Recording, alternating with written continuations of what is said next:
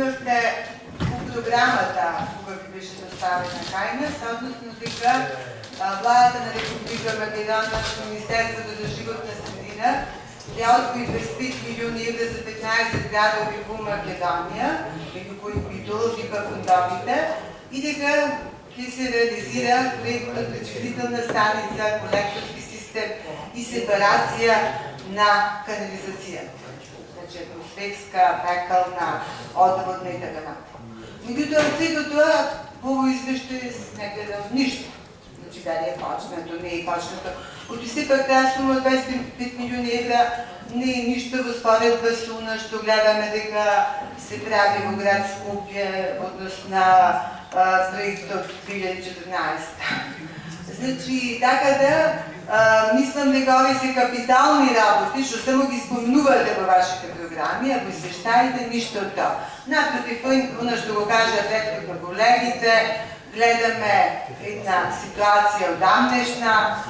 Колегата Наумов ве праша, што исто мене ме интересира, какава ви е точно мрежата во општината, во самиот град и во руралните подрачја на покриеност, а секде па во светот ќе ве запрашам, исто рачунат колку е соодносот на одводна канализација со водоводна. Значи, секде кажуваат 2:1, 1:2, 3, вие ќе си кажете колку е. Тој процент треба да го наведувате, е многу важен.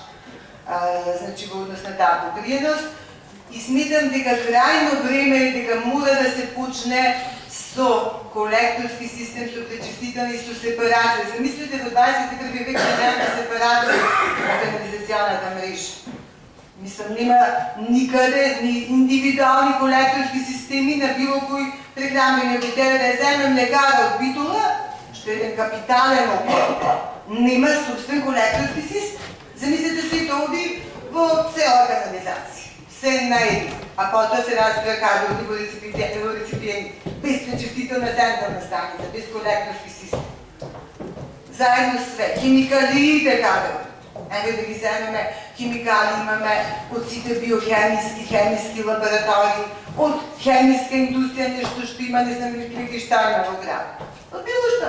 Значи, сето тоа оди во едно. Би сакала наистина директор да каже, барем да имаат визија нешто од сето тоа се почне да се прави, пошто наистина јас не гледам само на улиците некои руини, гледам, еве, например, на Линденска улица една поставена како чудовиште, едва и со колата може да се помине, се чудам како вакви камионот за отпад, па не го прашав директорот претходно замина, оди наистина не били на улицата да помине камион, околу некако две бирои вакви, стои две недели, не знам што се случува да.